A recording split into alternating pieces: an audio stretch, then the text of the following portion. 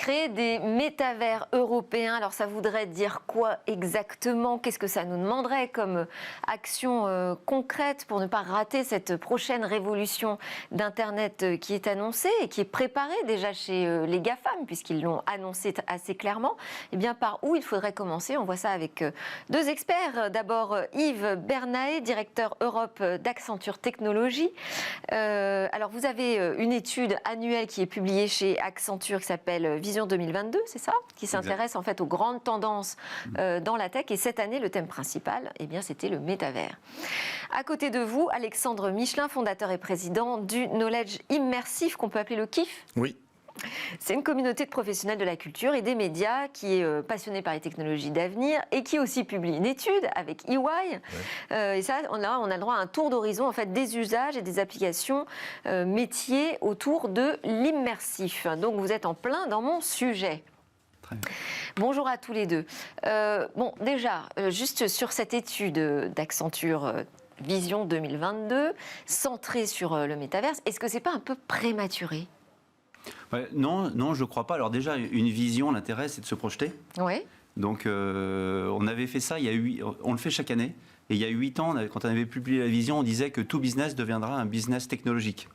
Et aujourd'hui, c'est un peu vrai quand même. C'est qu'on met la technologie pour développer de nouveaux produits et des nouveaux services digitaux. Donc, ça a été progressif. Là, on pense que ça va être aussi progressif. Et pour vous, 2022, c'est le point de départ?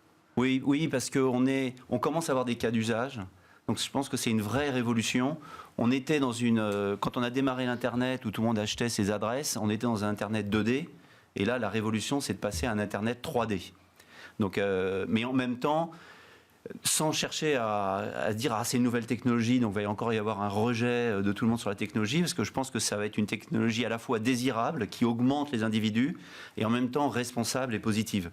Donc il faut qu'on la traite comme cela et non pas comme une nouvelle technologie qui va... Et c'est une technologie, enfin l'Internet 3D, qui existe déjà, qu'on peut déjà appréhender aujourd'hui. Oui, alors il y a plein de cas d'usage. C'est une technologie, dans la vision, on a mis plusieurs thèmes. Le premier, c'était autour du moi connecté, c'est-à-dire qu'on va définir les données avec lesquelles on se déplace d'un environnement à un autre. Et donc l'environnement dans le métaverse où on va être va se modifier en fonction de nos informations personnelles qu'on a bien voulu mettre à disposition. Alors parfois sur Internet, on ne les contrôle pas très bien. Parfois ça en fait beaucoup plus qu'on ne le croit. Voilà, exactement. Ouais. Donc on ne se contrôle plus. Ensuite, deuxièmement, ça va être un monde programmable. On parle de ce qu'on appelle d'informatique ambiante. Vous savez, avant, on interagissait avec des écrans, c'était assez simple. Maintenant, c'est les objets qui interagissent. Donc, dans un avion, c'est une aile qui va évoluer en fonction de la météo, en fonction de l'environnement météorologique. Dans une voiture, ça va être des sièges qui vont nous informer quand il y a un risque, quand la personne a un niveau de fatigue trop élevé. Donc, on interagit avec des objets plutôt que d'interagir avec simplement un écran plat. Ensuite, toutes les technologies jusqu'à présent se basaient sur des données réelles, donc on n'était pas encore vraiment dans un monde virtuel. Aujourd'hui, tous les algorithmes d'intelligence artificielle utilisent des données structurées, bases de données, ou des données non structurées qu'on va trouver sur Internet. Maintenant, on commence à créer des données, on crée de la donnée pour alimenter les algorithmes d'intelligence artificielle. Et là-dessus, on commence à avoir des exemples où, pour passer du monde réel au virtuel, quand chacun crée son avatar, l'avatar ne va pas forcément nous ressembler tel qu'on est physiquement, mais va être ressembler à ce qu'on souhaite être. À cette identité numérique qu'on va vouloir s'attribuer. Exactement. Donc ça ouvre des champs des possibles où chaque jeune ou moins jeune comme nous, on va se créer une nouvelle identité. Donc on va interagir avec des gens avec lesquels on n'interagissait pas forcément. C'est des choses qu'on peut déjà, voilà, je disais, appréhender, ne serait-ce qu'à travers le jeu vidéo. Dans le domaine de l'industrie, il y a des jumeaux numériques déjà. Il y a la réalité augmentée qui permet aussi à des salariés, par exemple, d'appréhender de nouvelles méthodes de travail, de jouer avec de la formation grâce à cette réalité augmentée. Donc ce sont des petites briques technologiques. On ne sait pas encore comment ça va former un ensemble, tout ça. Mais en tout cas, on voit qu'on a des acteurs importants du numérique, c'est le moins qu'on puisse dire, qui nous disent demain, mon écosystème, ce sera ça. Ce sera dans le métavers, ce ne sera pas que moi, mais je vais capter une partie des acteurs économiques et les rassembler dans mon écosystème. Pour l'Europe, alors là je vais m'adresser à vous Alexandre Michelin, quelle est l'opportunité pour l'Europe de voir se dégager ces nouveaux écosystèmes? Est-ce qu'on peut créer nos propres écosystèmes? Et si oui, comment? Alors, on est dans la phase de définition en fait, de cet Internet, notamment en termes d'infrastructure. Donc il y a déjà une opportunité industrielle. Aujourd'hui, c'est une opportunité qui est saisie par les Américains et les Asiatiques, les Chinois notamment, mais aussi les Américains. Donc il y a une opportunité pour l'Europe de réinvestir dans les infrastructures, parce que ça veut dire beaucoup d'intelligence artificielle, ça veut dire du cloud, ça veut dire les éléments essentiels de l'Internet du futur qui sont en place. Par ailleurs, on a plein d'atouts. On a par exemple une société comme Ubisoft, qui est un des leaders du jeu vidéo. On a une capacité, par exemple, avec Dassault Systèmes, qui applique déjà dans l'industrie ces technologies, pour fabriquer, par exemple, des objets de manière collective, en utilisant la réalité virtuelle. Des designers qui rentrent dans une voiture virtuelle pour voir ce que le plan donne quand on est à l'intérieur de la voiture, sans fabriquer la voiture. Donc ça existe déjà. Et l'Europe a des atouts. J'ai cité quelques entreprises. Donc on a les briques technologiques. Et on a de l'intelligence. On a des gens extraordinairement bien formés. Quand vous regardez les cadres, par exemple, de Unreal Engine, Fortnite, le directeur général s'appelle Marc Petit. C'est quelqu'un qui est français, qui a été formé en France. On a des ingénieurs et dans son entreprise, il y a énormément d'ingénieurs. Et on a, depuis très longtemps, une recherche de pointe. C'est pour ça qu'il y a Dassault Systèmes et c'est pour ça qu'il y a beaucoup d'ingénieurs qui sont là. Donc en fait, on a les briques essentielles, on a quelques fleurons et puis surtout la capacité de rebondir en investissant dans ces technologies. Mais est-ce qu'on part, quand on dit que c'est une opportunité pour l'Europe de se positionner, est-ce qu'on part vraiment d'une page blanche? On peut dire, bon là, on peut redistribuer les cartes du marché numérique? Est-ce qu'on peut retrouver une forme de superpuissance aussi en Europe? Est-ce qu'on aura la place pour ça? C'est une question de souveraineté. C'est-à-dire que si on laisse l'Internet 3D être défini par, vous l'avez dit, les GAFA, on connaît les limites de l'exercice. On ne va pas pouvoir les en empêcher. Hein. Alors, on peut y participer. D'abord, il ne faut pas oublier la loi. Et les Européens, notamment sur les aspects de concurrence, ont montré qu'ils étaient très efficaces. Absolument. D'ailleurs, demain, on aura un débat spécifique autour de cette régulation du marché de la concurrence. Et il y a des questions tellement fondamentales derrière ce qu'on appelle le Web 3D. Par exemple, l'identité numérique, avec les NFT qui permettent d'identifier finalement quelqu'un dans un contrat et pour toujours, qu'on ne peut pas imaginer finalement que ça soit défini que par les États-Unis d'Amérique. Partout, on se rend compte aujourd'hui des difficultés qu'on a quand on n'est plus maître de notre propre sécurité. Il y a des éléments de sécurité, il y a des éléments de loi, et puis il y a des éléments de commerce. Mais est-ce qu'on doit créer notre propre écosystème européen ou est-ce qu'il faut aussi jouer le jeu et rentrer dans ces écosystèmes que les GAFAM nous préparent? Moi, je pense qu'il faut quand même jouer le jeu parce qu'ils apportent des capacités d'investissement pour les outils de développement. C'est quand même très difficile de les rivaliser sur la capacité d'investissement. Maintenant, là où je pense on peut être très fort, quand on regardait sur Internet, on avait un peu raté avec les GAFAM ce qu'on appelle le B2C pour les consommateurs. Maintenant, je pense que si on regarde à la fois sur les consommateurs et les entreprises, sur les consommateurs, prenez juste l'exemple de la mode. Avec les avatars, on commence à voir au-delà des espaces qui sont achetés, physiques, on va acheter un building, on va acheter une rue, on va acheter un bout de ville, c'est de vendre des produits. Donc un produit de mode Gucci ou un sac à main, on va l'acheter en virtuel. On va designer des nouveaux produits virtuels. Et ça, notre compétence à la fois de designer et de développeur pour mettre à disposition sur le métavers ces outils-là, je pense qu'on a une compétence, comme vous le disiez, unique. Donc ça, c'est pour les consommateurs. Donc, par exemple, l'industrie du luxe, on n'est pas trop mauvais quand même. On est très bon, on peut le dire, allez, en France, aurait vraiment une carte à jouer dans cet Internet 3D. Ça a démarré là. Elle y est. Les exemples qu'on donne sont des exemples avec des marques françaises. Le Printemps, par exemple, se lance aujourd'hui avec un magasin virtuel complètement immersif. Donc, à la fois en création, avec des marques très connues, mais aussi dans la distribution. Mais après, il faut trouver le savoir-faire numérique pour toucher ce client final. Je pense qu'on l'a, là, c'est une question d'innovation. Alors, pas en France, mais H&M l'a fait, où on peut, avec son avatar qui nous ressemble étrangement, on peut tester des vêtements sur soi dans ce monde-là. Donc, ces technologies, on sait les développer. Et en l'occurrence, c'est une compétence qui est basée en Europe. Il y a une start-up française qui s'appelle The Sandbox. Vendre ces technos. Oui. Pardon, il y a une start-up française qui s'appelle The Sandbox, qui a été désignée la semaine dernière par Time Magazine comme une des 100 entreprises les plus innovantes. C'est une équipe française menée notamment par Sébastien Borget, qui a innové en mettant des NFT dans du jeu. Et donc, d'être déjà dans cette approche et qui signe avec Carrefour, avec des grandes banques, HSBC, qui signent des contrats, des partenariats, et même avec des artistes américains comme Snoop Dogg. Or, c'est une société qui a été créée en France, qui faisait du jeu mobile, et puis qui est en train de grimper. On a aussi un écosystème de start-up et des talents, des talents et des marques. Est-ce que ça veut dire aussi que ça va faire émerger de nouveaux business models, de nouveaux modèles économiques ?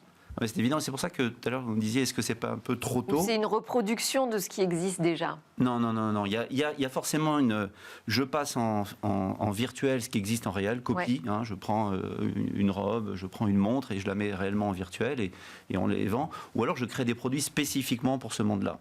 Et c'est là où on a besoin de toute notre capacité d'innovation. Et c'est là, par rapport aux États-Unis, je pense que l'Europe peut faire sa différence. Mais c'est donc pour les consommateurs, mais après, je pense que c'est pour les entreprises. Parce que si vous regardez notamment l'industrie qu'on appelle l'industrie X.0, la réindustrialisation ou l'automatisation des usines, pour mettre de l'intelligence artificielle et maximiser l'automatisation, donc la productivité des usines, l'Europe est très avancée. Donc si... Même sur la partie, par exemple, 5G, où on attendait beaucoup pour l'industrie du futur, on constate un certain retard à l'allumage. Oui, mais en même temps, pas forcément par rapport en tout cas aux en États-Unis. France. Oui, après, c'est peut-être pas la même chose si on parle de l'Allemagne, où ils sont beaucoup plus avancés sur Oui, alors c'est pas faux. Par exemple, dans l'automobile, en Allemagne, une des entreprises a virtualisé 17 de ses usines. Et donc, ce qui se passe, c'est qu'avec des casques, en fait, les opérateurs interagissent à distance sur la chaîne de production. Bon, c'est des choses qu'on est capable de faire en France aussi, mais déjà, cette compétence-là, elle est en Europe, donc on sait la leverager. C'est pour ça que je pense que la partie business, c'est là, au-delà du consommateur, c'est là où l'Europe a une vraie carte à jouer, parce qu'on peut utiliser toutes les compétences qu'on a sur l'industrie et créer cette nouvelle industrie dans laquelle on interagit à distance, on virtualise des usines. Pour nous, je pense que c'est une très forte différenciation sur l'Europe. Donc cette bataille-là, je pense qu'on peut la gagner sans problème. Et alors, si on revient quand même sur l'histoire du modèle économique, parce que ça peut être aussi un atout pour l'Europe, on va sortir là de ce qu'on a connu jusqu'ici avec Internet, la gratuité en échange des données. Oui. Là, on entre dans un paradigme tout à fait différent économiquement. Il faut imaginer, d'ailleurs, je crois que le gouvernement anglais a annoncé hier qu'il allait sortir un NFT. Donc on se rend compte qu'il va falloir se poser la question des crypto-monnaies et les intégrer dans l'ensemble du processus, des smart contracts aussi. Oui. Et quand on va aussi sur les modèles économiques, même dans la culture, par exemple, il y a une exposition immersive actuellement à la Défense qui a été sponsorisée par Orange autour de Notre-Dame de Paris. Oui, que j'ai vu, qui est superbe. Et voilà, et donc les consommateurs acceptent de payer pour faire cette expérience. Oui. Donc on commence à voir, pour sortir de la gratuité, et quand on identifie la valeur de l'expérience, les gens payent 30 € et trouvent ça normal. Et donc on est vraiment dans la naissance d'un nouveau marché. Il y avait auparavant une exposition qui s'appelait Sensory Odyssey au Muséum d'Histoire Naturelle, avec des synchronisations d'odeurs et d'écrans géants. Pareil, plus de 100 000 personnes l'ont vu. Donc on commence à rentrer dans des marchés de masse avec du divertissement. Et c'est très important comme le jeu vidéo, parce que c'est souvent là que se fait la transmission. Les enfants ou les jeunes sont tout à fait habitués à acheter du virtuel, plus que nous. Et c'est même un jeu. Sur Fortnite, ils achètent des faux habits virtuels. Pour nous, c'est un peu absurde. Mais pour eux, ça veut dire que leurs amis avec lesquels ils jouent, finalement, sont habillés par telle ou telle marque. Et il y a même eu un cas, je crois que c'est Gucci, où le sac Gucci, en virtuel, coûtait plus cher que le sac réel, parce qu'il est rare. Ouais, exactement. Alors, et ils se les échangent aussi. Ils se les échangent, ils se les revendent. C'est beaucoup plus simple à revendre c'est en digital. Là, on est en train de dire que finalement, cette monétisation nouvelle avec l'arrivée de la rareté, de l'unicité dans le numérique, ça permet à l'Europe de retomber sur ses pieds, de retrouver ses modèles économiques classiques et sa valeur. Mais est-ce qu'on ne va pas à nouveau se faire disrupter par des grandes puissances qui vont être capables de proposer tout ça sous forme d'un abonnement illimité, par exemple ? Est-ce qu'il faut se préparer, je dirais peut-être à la révolution d'après économique dans les métavers? Je ne sais pas si on peut être disrupté, l'important c'est d'être le premier. Donc l'important c'est, et on le voit, les grandes entreprises commencent à venir nous voir en disant quelle doit être ma stratégie sur le métaverse. Est-ce que, par exemple, je dois simplement acheter de l'espace? Aujourd'hui, à ce jour, alors je ne sais pas si les chiffres sont exacts, il y a peut-être plein d'études, mais il y a plus de, alors c'est pas encore énorme, mais il y a 110 millions d'euros qui ont été investis par les entreprises pour acheter des bouts d'espace, pour avoir leur building dans un des métaverses. Oui. Donc déjà, il y a des prises de position faites. Et ensuite, ce qu'on nous demande, c'est dites-moi quelle est ma nouvelle plateforme e-commerce, à quoi elle doit ressembler. C'est-à-dire comment je dois présenter mes produits. Est-ce que je dois inventer des nouveaux produits? Est-ce que je dois juste virtualiser mes produits réels? À quel prix je dois les vendre? Est-ce que je laisse le libre-échange entre les gens de les revendre et de faire des enchères? Voilà, en gros, quels sont mes nouveaux produits? Donc, sans savoir exactement quelle sera la part du PNL métaverse, les questions se posent maintenant pour prendre les premières positions. Et dès que les grandes entreprises, comme de luxe, par exemple, on en parlait tout à l'heure, prennent position, vous donniez l'exemple de Gucci, tout de suite, du coup, tout le monde en parle. Donc, ça fait partie de l'élan, de l'image de la marque, de se positionner sur le digital. Donc, il faut y aller. Complément, faut y aller. Maintenant, faire sa stratégie et commencer à positionner des nouveaux produits complètement virtuels, des copies du réel en virtuel et commencer à avoir une nouvelle activité. De l'e-commerce. Ça paraissait incroyable d'acheter en ligne. Aujourd'hui, la pandémie l'a montré, c'est tout à fait banal. On a pris l'habitude. Ouais. Mais au début, c'était des livres. Ça commençait par Amazon et on ne prenait pas trop de risques en commandant un livre. Si on le perdait, bon. Même avant, les entreprises se disaient est-ce qu'il faut que j'achète l'adresse de mon nom, www. chose. Maintenant, ils se disent est-ce que je dois acheter un espace virtuel? Donc, c'est une autre projection en 3D avec des expériences qui vont être très individualisées et puis une qualité d'émotion qui est tout à fait différente. C'est pour ça d'ailleurs que le luxe s'y intéresse, parce que ça peut créer, on peut même imaginer, je crois que c'est sur quoi travaille Zara en particulier, des modèles qui existent d'abord dans le métaverse, d'abord dans le virtuel, qui après deviennent des habits réels, dans l'autre sens. Et donc là, ça ouvre des champs pour la créativité qui sont considérables, et aussi des nouveaux modèles. Donc c'est peut-être par l'industrie du luxe, de la culture, de l'art, que ça va démarrer pour l'Europe dans les métavers? On a des grandes marques et on a un patrimoine exceptionnel. On a ces marques qui sont connues dans le monde entier, qui doivent se défendre, parce qu'il y a des nouvelles marques qui arrivent, qui sont issues de ces mondes-là. Et puis, on a un savoir-faire que le monde entier reconnaît. Les Chinois, quand ils venaient en touriste à Paris, ils allaient au Louvre, ils allaient avenue Montaigne. Et puis, il y a moins d'appréhension aussi de la part de ces grands groupes vis-à-vis de l'Internet, qui leur faisait perdre de la valeur jusqu'ici le numérique. Là, il y a moins d'appréhension, donc on va pouvoir y aller plus vite. Oui, alors, et justement, pour le faire, moi je vois dans notre expérience, avant de le faire pour les clients, on l'a fait pour nous-mêmes. Donc on a équipé à peu près 60 000 personnes, on est sur 700 000 employés, notamment pour les personnes qui nous rejoignent. Parce qu'en fait, ils ne pouvaient pas aller dans les bureaux. Donc on a virtualisé les bureaux sur le métaverse, et donc ils ont visité avec des casques les bureaux pour voir quelle est l'entreprise qu'ils étaient en train de rejoindre, avec des interactions avec des avatars, pour discuter avec des nouvelles personnes, des managers qui étaient présents. Donc ça, on le fait, et on commence à le faire pour les clients pour que, au-delà de dire qu'est-ce que je vais vendre sur le métaverse, d'abord c'est d'en faire sa propre expérience.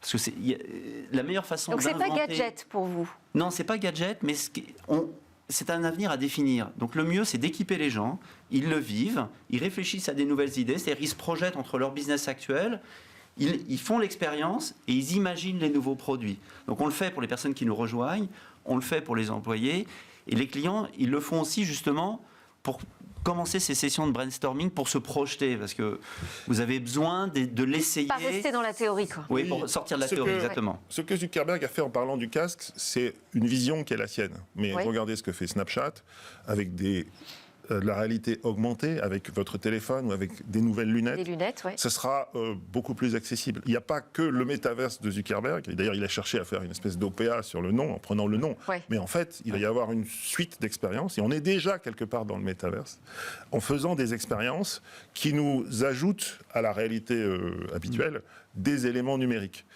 Dans les voitures. Maintenant, il y a des écrans partout dans les voitures. Et ainsi de suite. Donc, il faut... faire penser qu'effectivement Zuckerberg c'est dans 10 ans, mais toutes les étapes intermédiaires sont très intéressantes, notamment quand on prend son téléphone. Il y a 3 milliards de téléphones mobiles, et à partir d'une application, on voit apparaître quelque chose qui est en volume. C'est sur quoi travaille Snapchat. Ça peut avoir un impact considérable, même avant le casque de Zuckerberg. Jusqu'ici, ça existait, mais ça n'a pas encore pris. Mais ce que vous dites, c'est qu'il faut l'expérimenter. Oui. Pour pouvoir l'inventer. Oui, merci beaucoup à tous les deux pour vos éclairages. Yves Bernaet, directeur Europe d'Accenture Technologies, et Alexandre Michelin, fondateur, président du KIF Knowledge Immersif. Merci beaucoup. Merci. On se retrouve dans Smart Tech juste après la pause. On va parler de politique numérique.